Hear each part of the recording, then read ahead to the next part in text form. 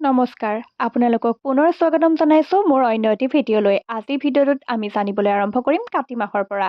কাতি মাহৰ বিষয়ে পোৱা শ্লোকটো হৈছে জিতেন্দ্ৰিয় মহাজ্ঞানী দেৱভক্ত মহাধনী বিচিত্ৰমান নিত্যং কাৰ্তিকে জায়তে নৰ। অৰ্থাৎ তেওঁলোক সংযমী মহাধনী মহাজ্ঞানী দেৱভক্ত বিচিত্ৰ মনৰ অধিকাৰী বুদ্ধিযুক্ত সহজ সৰল নিজৰ পৰিয়ালক লৈ অধিক সচেতন হয়।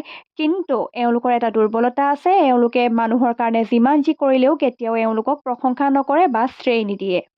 আঘোণ ধৰ্মাত্মা কৃষকো মানি সৰ্বেশা মো পকাৰক দেৱ পূজাৰতো নিত্যং মাৰ্গে মাসি নৰো ভৱেত।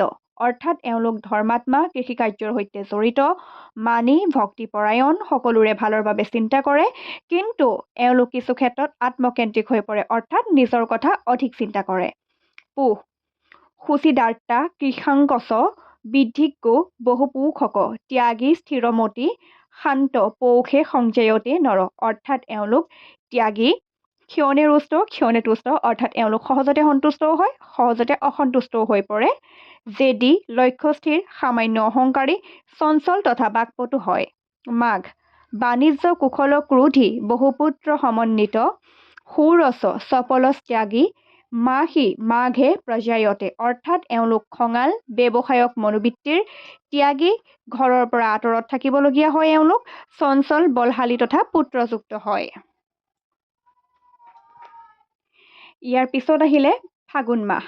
দীৰ্ঘসূত্ৰী ক্ষুধাৰ্তচ বহুমিত্ৰ সমন্বিত দাতা পৰোপকাৰী চ ফ্লাগুনে জায়তে নৰ। অৰ্থাৎ এওঁলোক দাতা পৰোপকাৰী বন্ধুযুক্ত দীৰ্ঘায়ু, এওঁলোক ভাল খাদ্যৰ প্ৰতি অধিক আকৰ্ষক বা ভাল খাদ্যৰ প্ৰতি এওঁলোকৰ এটা বেলেগ মন থাকে। এওঁলোক খঙাল আৰু প্ৰতিশোধ পৰায়ণ হয়, এওঁলোকে কেতিয়াও সহজতে কাৰো ভুল ক্ষমা কৰি নিদিয়ে।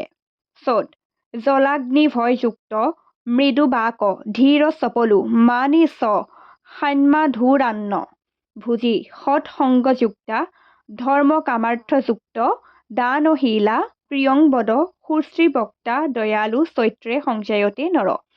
অৰ্থাৎ এওঁলোকৰ পানী আৰু জুইৰ পৰা ভয় থাকে অৰ্থাৎ এওঁলোকৰ পানী বা জুইৰ পৰা অপকাৰ হ'ব পাৰে। এওঁলোক ধনী হয়, মৃদুভাষী হয়, ধীৰ স্থিৰ প্ৰবৃত্তিৰ হয়, কিছু ক্ষেত্ৰত এওঁলোক অৱশ্যে চঞ্চলো হৈ পৰে। এওঁলোক সদায় ভাল বা সৎসংগৰ লগত থাকি ভাল পায়, বিনয়ী হয়, দানশীল হয়, এওঁলোক সুবক্তা হয়, ধৰ্মপৰায়ণ হয়, কিন্তু এওঁলোকে মিছা অপবাদৰ ভাগী হয়, আইনী মেৰপাকত পৰিবলগীয়া হয় আৰু আনে এওঁলোকক প্ৰতাৰণা কৰে।